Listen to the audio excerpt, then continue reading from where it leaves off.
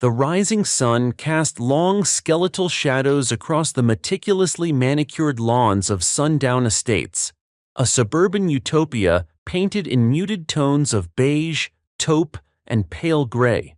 Not a single blade of grass was out of place, each perfectly cut, each dewdrop glistening in unnatural uniformity. Not a solitary garden gnome dared to defy the strict aesthetic, their whimsical spirits crushed by regulation. A large ornate sign, crafted from dark, polished wood and wrought iron, proclaimed the community's name in elegant, if slightly foreboding script, the flourishes resembling grasping tendrils. Below it, in smaller, severe block letters, read, "A Division of Harmony, Living Solutions, Residents First, Compliance Foremost, Your Tranquility, Our Mandate." The air was unnaturally still, hushed, the quiet broken only by the distant rhythmic whir of automated sprinklers, a pervasive, almost hypnotic hum that blanketed the entire neighborhood, a low-frequency drone that seemed to vibrate not just in the air, but in the very bones of the residents. We slowly pushed in on a newly installed security camera, almost imperceptible amidst decorative ivy climbing a trellis, its lens slowly, methodically panning across the pristine, symmetrical houses. It seemed to watch, always watching, not just for intruders, but for any deviation, any imperfection, any hint of non-compliance. Its cold digital eye missed nothing, its silent gaze a constant invisible pressure. The digital clock on the sleek stainless steel microwave glowed 6 a.m.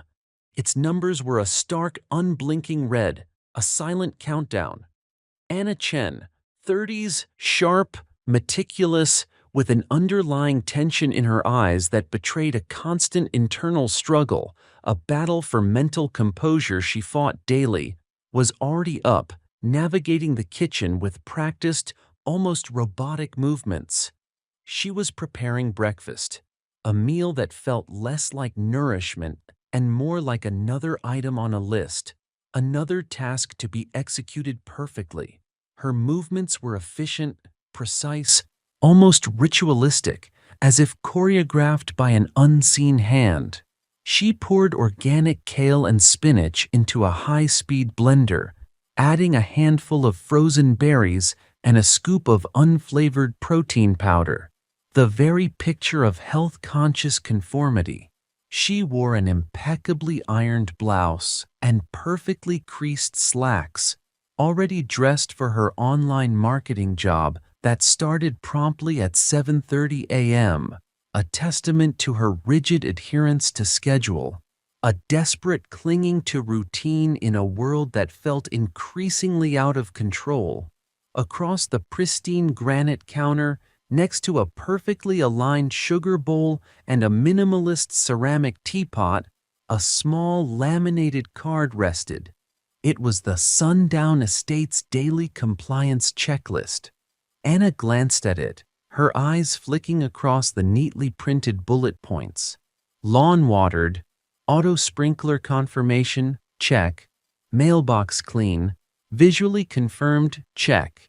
Exterior lighting timer set, programmed for dusk dawn, check. She ticked off the boxes mentally, a faint, almost imperceptible sigh escaping her lips, a tiny exhalation of release. Each checked box was a small, hard-won victory against the looming threat of imperfection, of citation, of the pervasive judgment that hung in the air. Her husband, Mark Chen, 30s, affable but weary, his shoulders often slumped under the weight of a constant low-grade stress that seemed to seep into his very bones, eroding his easygoing nature, shuffled in, rubbing sleep from his eyes with the back of his hand. He caught sight of the omnipresent checklist, an unwelcome fixture in their morning. "Morning, babe. Already on the grind?" he asked, his voice a little too loud in the pre-dawn quiet. a casual remark that seemed to disrupt the delicate balance of their meticulously ordered home, like a pebble dropped into a perfectly still pond. He poured himself a cup of rich, dark coffee from a smart coffee maker that, like clockwork, brewed precisely at 5:58 a.m., another testament to Sundown Estate's relentless precision. Anna jumped slightly, a quick, almost imperceptible flinch, as if startled by a loud noise or by the unscripted nature of his question. She offered a strained, practiced smile, a mask she wore daily, a barrier between her true self and the world outside. Just getting a head start. You know how important routine is, especially for productive days and maintaining optimal mental clarity. It helps keep things in order. She gestured vaguely towards the spotless windows, as if the outside world, specifically the judging eyes of the HOA, was constantly scrutinizing her every move, her every thought, seeking any flaw. Mark nodded, a resigned sigh escaping him, a sound almost swallowed by the hum of the appliances, by the pervasive quiet. He picked up his phone. A notification flashed, its bright red icon a jarring intrusion on the muted screen. Sundown Estates HOA alert. Urgent reminder. Trash bins out by 7 a.m. sharp. Placement specifications in Rule 4.7, subsection A, subsection 2. Non-compliance will result in immediate citation and escalating penalties. Uphold the Sundown standard. He frowned, a small crease appearing between his brows, a ripple of discontent on his otherwise calm face. Another one? Didn't we just get this yesterday? It feels like constant nagging, like they're watching our every breath. No, that was a reminder about recycling separation, focusing on the density and material purity requirements for plastics 1 through 7. Anna corrected him immediately, her tone flat, devoid of emotion, like an automated voice reading from a script, her recall of the minutiae chillingly perfect. This is general trash. Rule 4.7, subsection A, subsection 2, specifically states, all HOA-approved waste receptacles must be positioned with the bin handle facing directly towards the street, maintained at a precise 2-foot distance from the curb line, and ensure complete clearance from all designated fire hydrants and community-approved mailboxes, inclusive of a 1.5-foot buffer zone. Deviation from these parameters will result in punitive action. Details, Mark. Details matter. They always do. Mark set his phone down, the sleek device feeling suddenly heavy. His appetite for the freshly blended smoothie gone, replaced by a bitter taste in his mouth. He looked around their immaculate kitchen, at the gleaming surfaces, the perfectly arranged utensils, the filtered sunlight illuminating every speck of nothingness. A sense of suffocating, soul-crushing perfection settled over him, tightening around his chest, making it hard to breathe. Sometimes I miss our old place, he murmured, almost to himself, his voice thick with a longing for a forgotten chaos, a past he could barely touch. The crooked fence we never fixed, the rogue dandelion that always popped up by the porch, the paint peeling just a little. It had real character, real life, a bit of imperfection, a bit of freedom. Anna stiffened visibly, her hand hovering over the blender's power button as if about to erase his words, to silence the unwelcome sentiment. She offered no smile, her face tightening. Her voice dropped to a near whisper, imbued with a hint of warning that was unmistakable, sharp as a razor's edge. Mark, we've discussed this extensively. Sundown Estates offers unparalleled amenities, safety, and property value stability. It's for our future, our long-term security, Lily's security. Besides, she lowered her voice further, leaning in conspiratorially, her eyes darting nervously towards the ceiling, then to the small decorative air vent near the ceiling. You know the sensors pick up on negative sentiment, and repeated negative sentiment can lead to mandatory community reintegration sessions. They say it's for our own good, to help us adapt.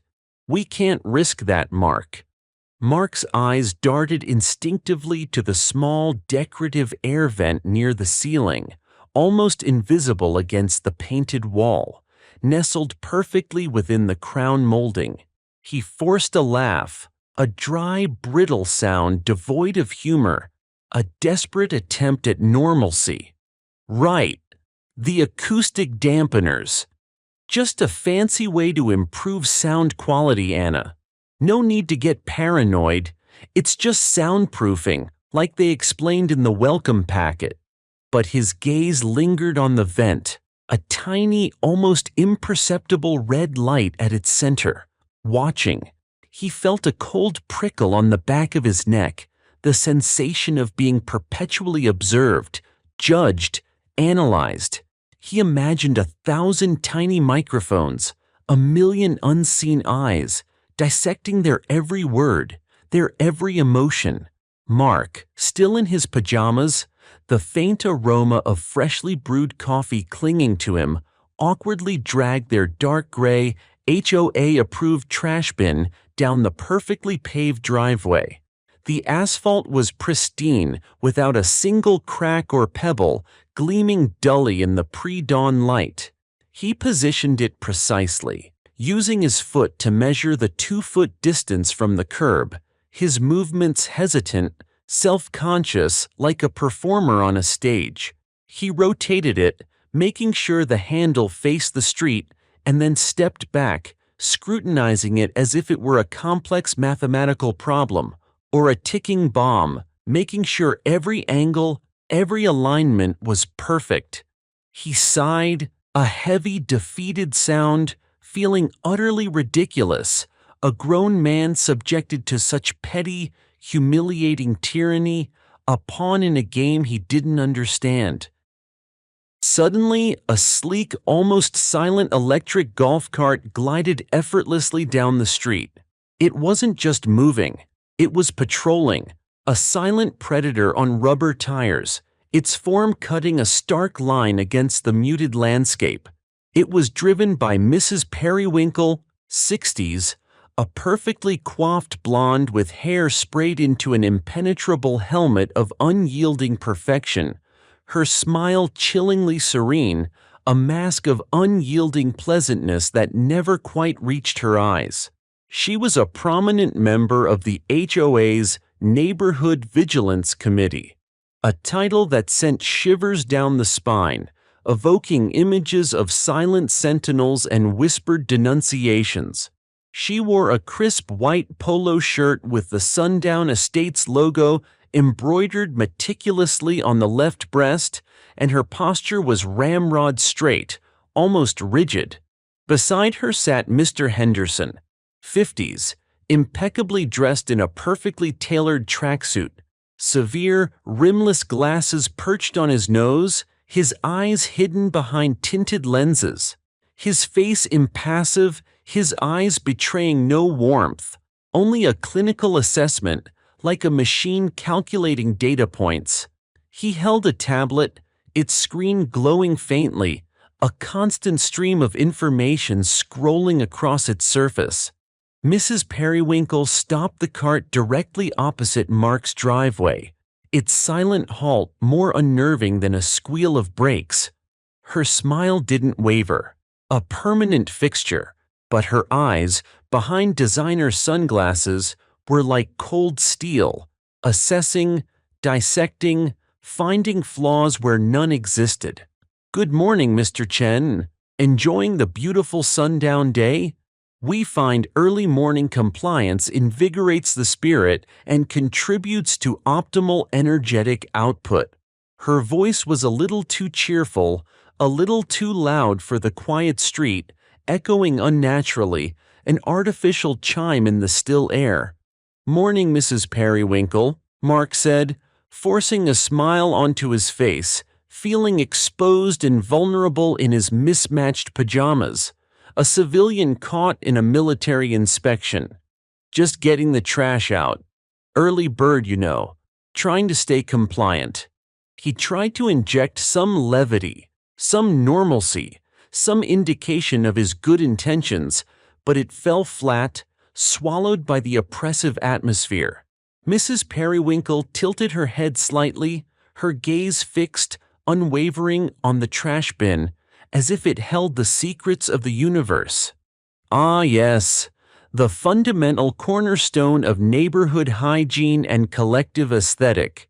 Rule 4.7. You've positioned it admirably, Mr. Chen.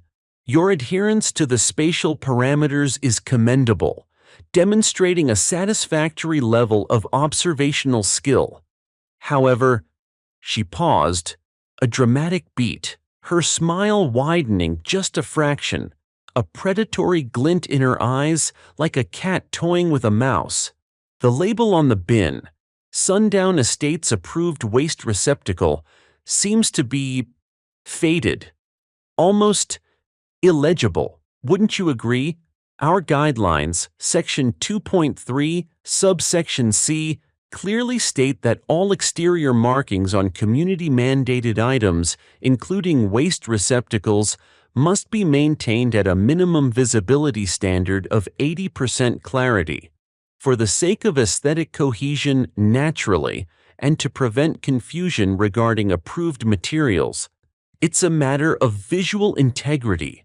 Mark stared at the bin, then back at Mrs. Periwinkle, disbelief warring with a rising tide of anger.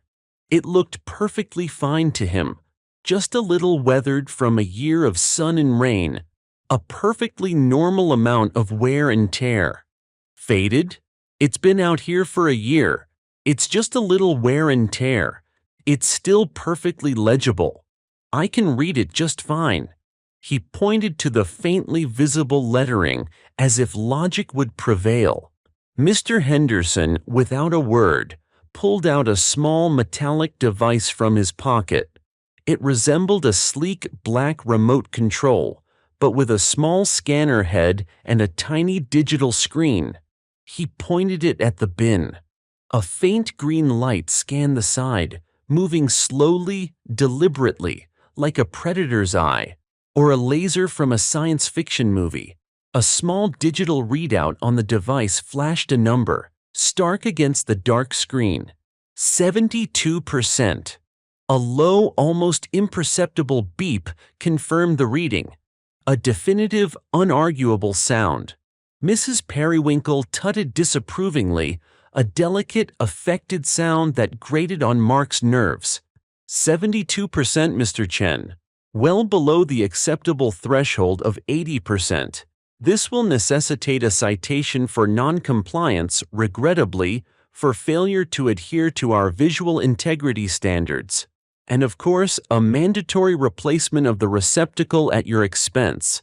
You'll find the approved vendor list and order form on the HOA portal under Required Replacements, Exterior Amenities. Immediate action is advised to prevent further escalation of non-compliance fines, which, as you know, accrue daily for continued deviation. Her voice was still sickeningly sweet, a sugary veneer over a core of pure, unyielding malice, but the underlying threat was chilling, a cold, hard promise. Mark's face fell, his shoulders slumping further under the weight of this absurd, inescapable bureaucracy. His forced smile vanished, replaced by a mask of raw frustration. A citation? For a faded label? This is ridiculous. This is utterly insane. We just paid for this bin last year. This is extortion. You're bleeding us dry with these petty rules. His voice rose slightly, frustration finally breaking through his weary facade, a crack in the carefully constructed silence of Sundown Estates. Mrs. Periwinkle's smile tightened, transforming into something cold and unyielding, like carved stone or a plastic mannequin's fixed grin. Mr. Chen, ridiculous is a subjective term, fraught with individualistic interpretation and emotional bias. Compliance, however, is objective. We maintain the harmony, the pristine appearance, and ultimately the property values of Sundown Estates for everyone. We wouldn't want to compromise our collective aesthetic, our shared vision of perfection, would we? Such negative attitudes can be contagious, Mr. Chen, and frankly, detrimental to overall community morale. Her gaze swept meaningfully across his pajamas, his disheveled hair, the lingering scent of coffee, lingering on each perceived imperfection, each deviation from the sundown ideal.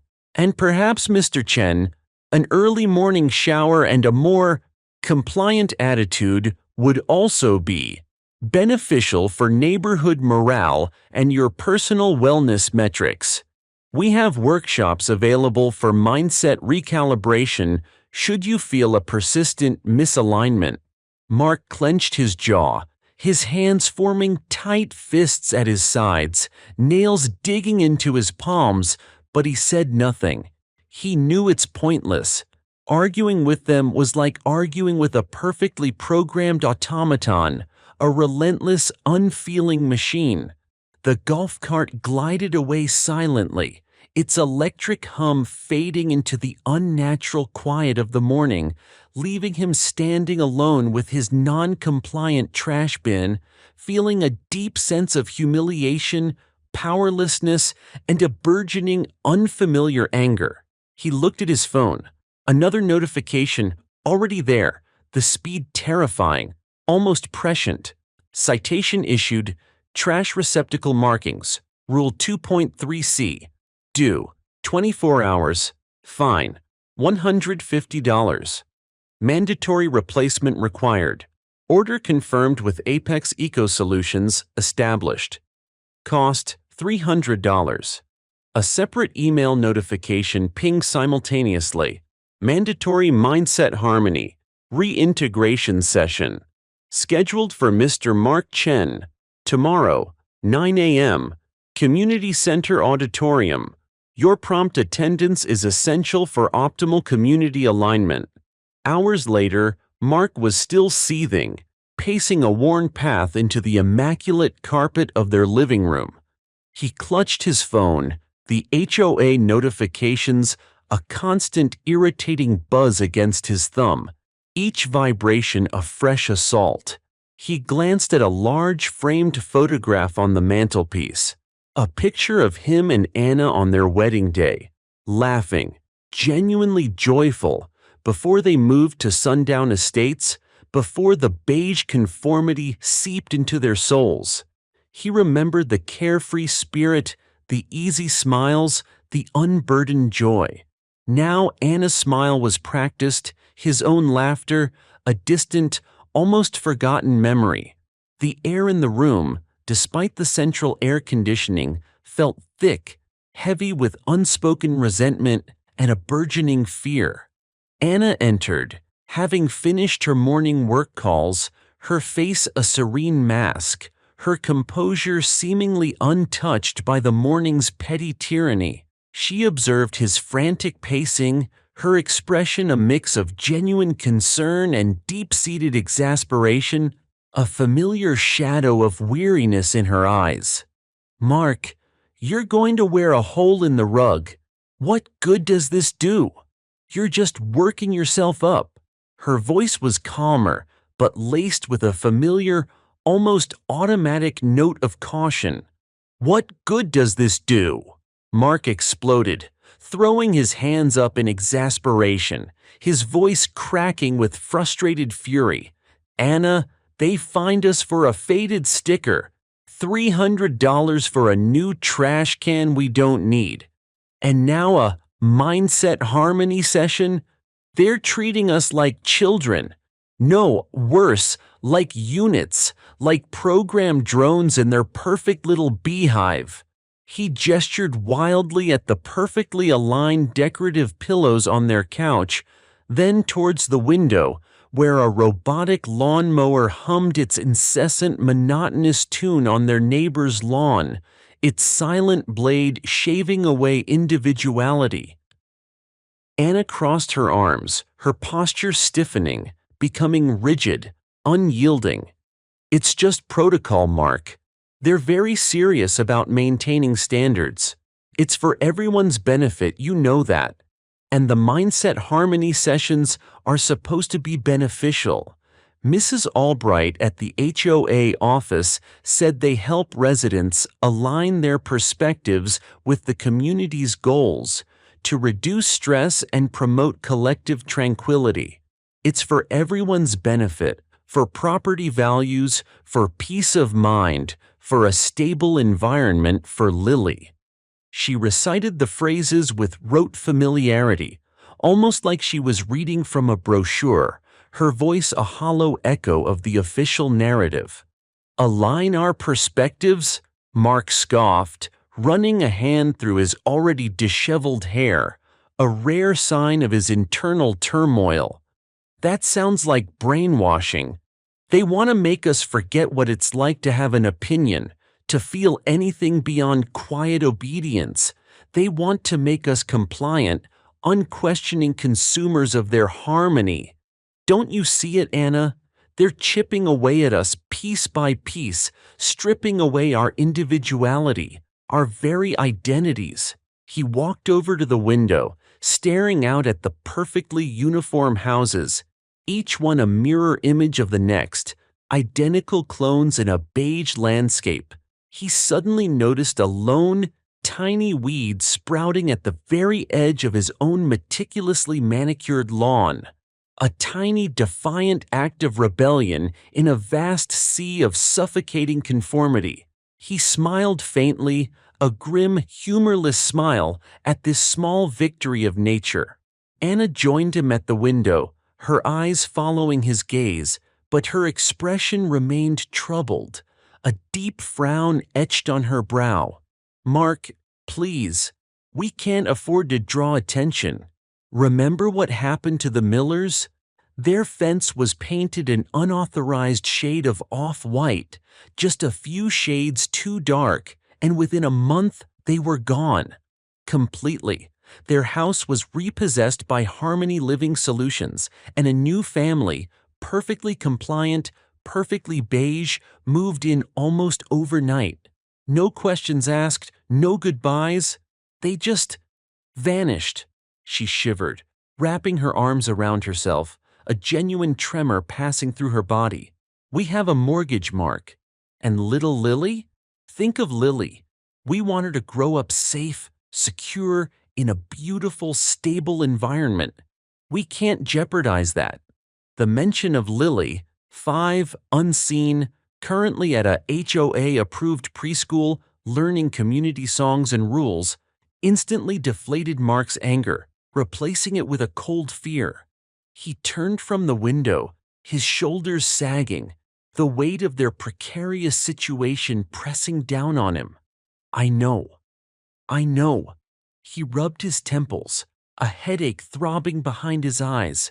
It's just stifling. I feel like I'm losing myself here, losing us, losing what made us us.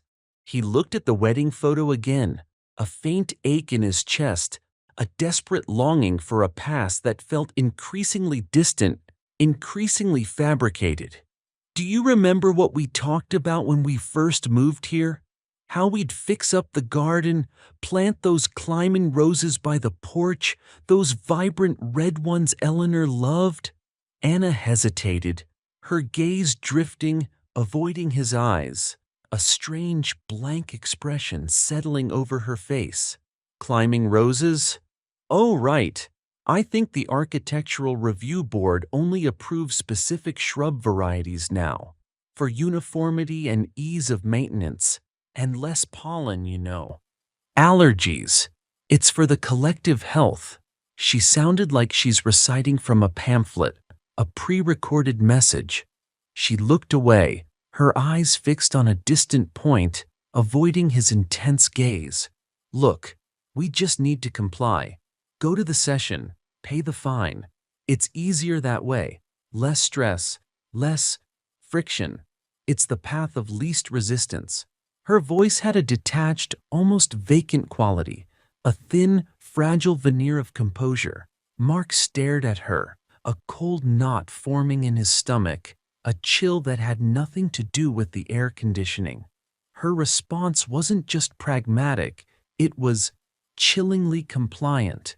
He saw a faint, almost imperceptible tremor in her hands, a nervous tic she tried desperately to hide, a tell that betrayed the fear beneath the placid surface. Was she truly convinced by the HOA's rhetoric, or was she just utterly terrified, her spirit broken by their relentless pressure? He remembered her once vibrant, rebellious spirit, her passion for urban gardening that she'd reluctantly given up, her insistence on individuality, her fierce protection of her unique ideas. Where did it go? Was it the draining, soul-crushing life in Sundown Estates, or something more insidious, something actively eroding her will? He picked up his phone again. The new notification about his mandatory session. He tapped it. It opened to a detailed itinerary. Mindset Harmony Session, Introduction to Perspective Alignment, Building a Harmonious Tomorrow. It included a video link. He tapped play, a grim determination setting in. A perfectly rendered CGI animated sunflower slowly unfurled on the screen, its petals glowing with an unnatural inner light, rotating with seamless perfection. A calm, soothing, gender-neutral voice narrated, its tone utterly devoid of inflection, yet strangely comforting. Welcome, valued resident, to your pathway to enhanced community harmony. At Sundown Estates, we believe true well-being stems from collective alignment. Just as each petal seeks the sun, so too shall each mind seek the light of shared purpose, shedding the burdens of individualistic divergence. Embrace the unity. Embrace the peace. The voice was almost hypnotic, a carefully modulated drone, the visuals designed to lull, to pacify, to erase conscious thought. Mark watched, disturbed.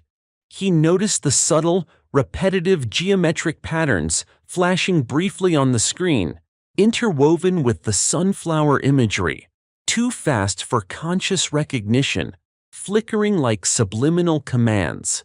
He also noticed a faint, high-frequency hum embedded in the audio, just at the edge of his hearing, a persistent, almost imperceptible vibration. His engineering background immediately recognized it as a potential subliminal frequency, a carrier wave for hidden data, or perhaps something more sinister.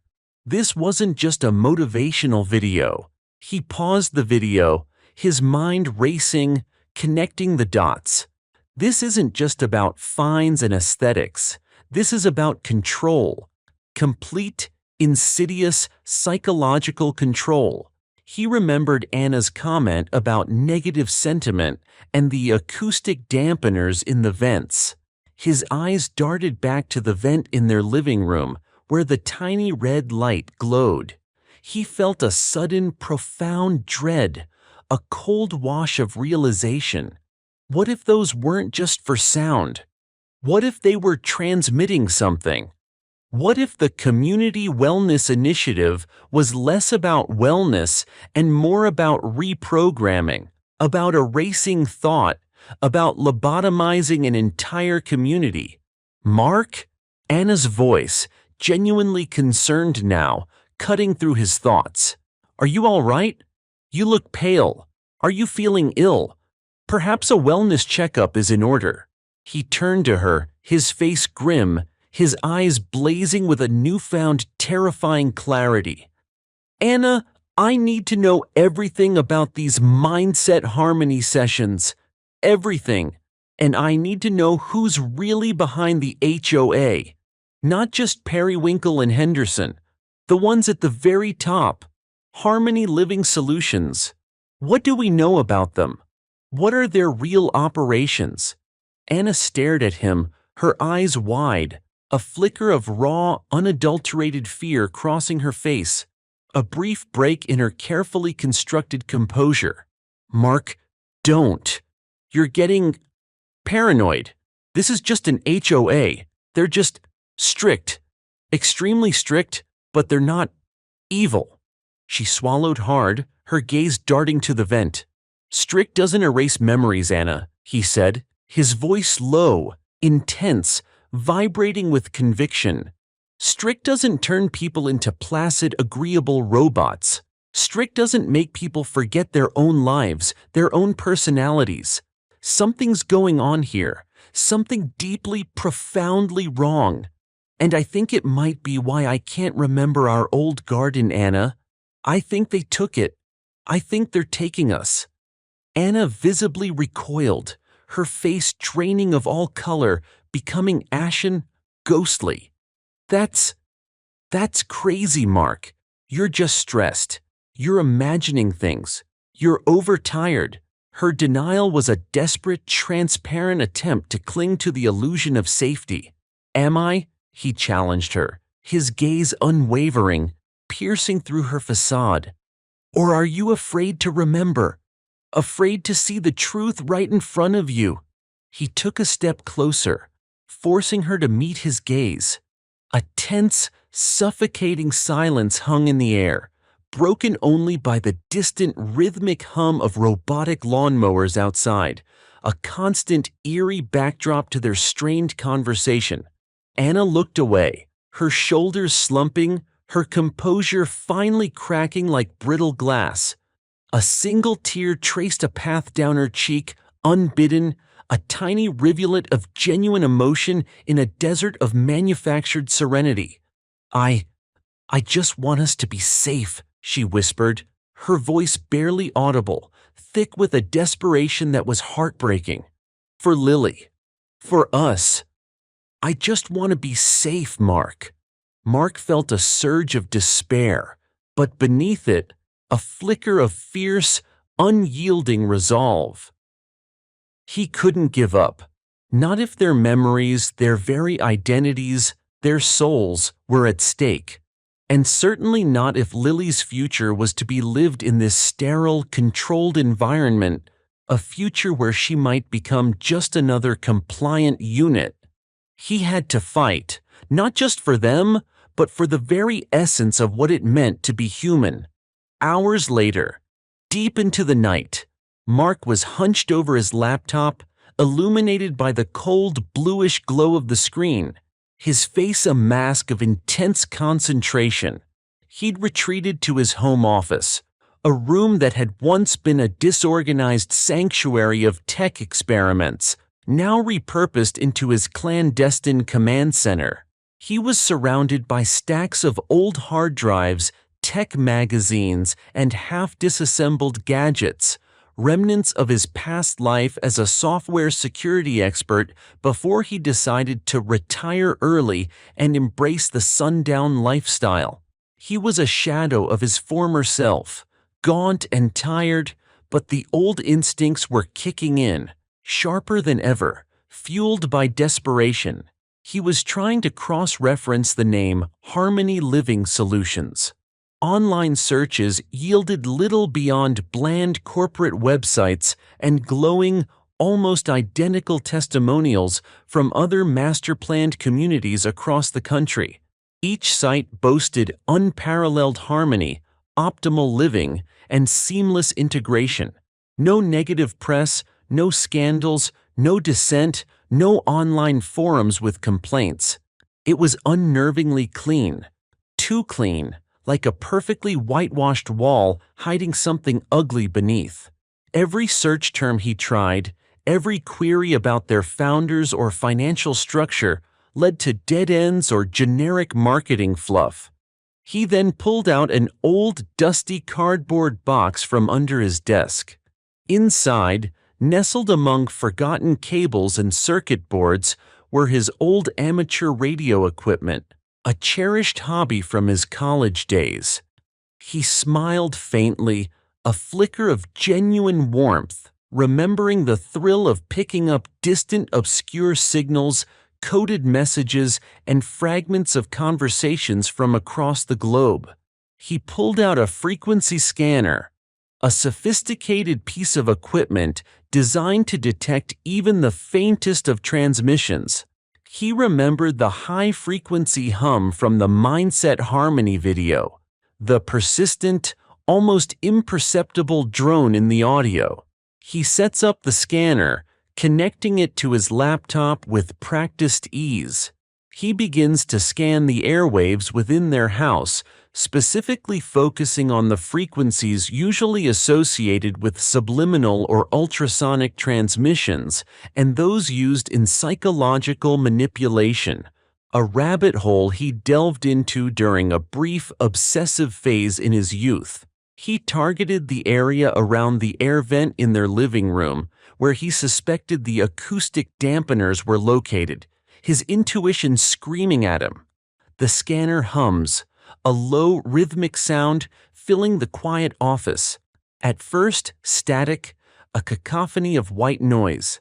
Then, a faint, almost imperceptible tone, like a mosquito buzzing far away. He adjusted the sensitivity, refined the frequency, narrowed the bandwidth. The tone grew stronger, clearer, cutting through the static. It was a precise, oscillating frequency, just beyond human hearing, but clearly designed to resonate, to carry a payload. He isolated it, filtering out all other noise. Then he ran a specialized audio analysis program, an advanced digital signal processing tool he'd custom-built years ago for a complex security project. The waveform on his screen began to fluctuate wildly, showing a complex layered signal. Below the primary tone, almost hidden, obscured by the overt audio, he detected a series of patterned pulses, rhythmic and repetitive, like a slow, insidious heartbeat. His eyes widened in disbelief, a cold dread creeping into his gut. It wasn't just a tone. It's encoded data. It was information, delivered silently, invisibly, directly into their homes, into their minds. He connected a pair of high-fidelity headphones, amplifying the signal directly into his ears.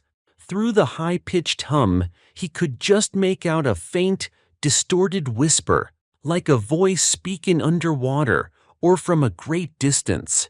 He ran the audio through a digital filter, an old piece of software he designed himself years ago for noise reduction and signal isolation, a tool he now realized was designed for exactly this kind of insidious discovery.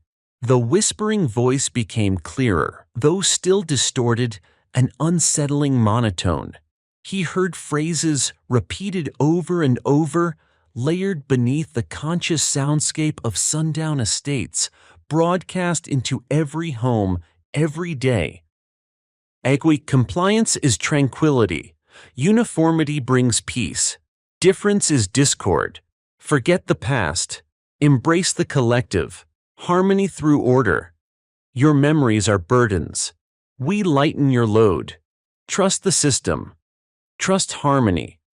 Living solutions. Surrender your individuality. Embrace the shared consciousness. Resistance is futile. Serenity is submission. Mark ripped off the headphones, his face ashen, his breath coming in ragged gasps. He stumbled back from the desk, knocking over a stack of old coding books that scattered across the floor. This wasn't just manipulation. This was an active, ongoing assault on their minds, transmitted through the very air in their homes, through their vents, through their speakers, through the silent hum of their perfect existence. The acoustic dampeners were not for soundproofing. They were precisely calibrated transmitters, broadcasting a constant stream of psychological conditioning. The Community Wellness Initiative was a mass lobotomy, a systematic erasure of self, a complete reprogramming of the human spirit. He looked at the filtered waveform on his screen, the chilling phrases scrolling across the audio analysis window, concrete proof of the nightmare he had just discovered. He then looked at the wedding photo again, a sudden, fierce, desperate protectiveness washing over him. Lily, Anna, himself.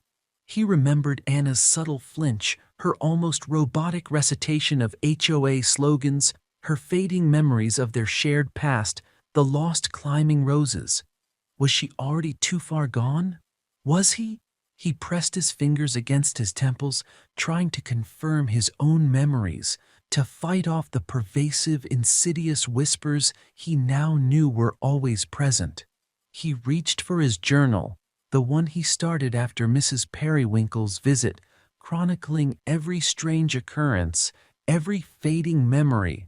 He flipped to a blank page, his hand shaking, the pen slipping slightly in his sweaty grip. He writes furiously, his pen digging into the paper, leaving deep indentations. The acoustic dampeners are transmitters. They are erasing our memories. They are brainwashing us. Harmony Living Solutions is doing this. They are stealing our minds. I must stop them. He paused, then added in larger, more forceful letters, I need to find a way to block the signal, and I need to expose them before there's nothing left to save, before we're all just empty shells living in their perfect, horrifying harmony. He looked up from his journal, his gaze falling on the small, silent air vent in his office ceiling. He saw the tiny red light, blinking slowly, rhythmically, a silent, unblinking eye. He felt a primal fear, colder than any he had ever known, but beneath it, a burning, defiant rage. They had stolen his past. They would not steal his future. He would fight for his family, for his home, for his very soul. The battle for Sundown Estates had just begun, and Mark Chen, though just one man, was now armed with a terrible truth. The night, which had promised quiet rest, now became a battlefield.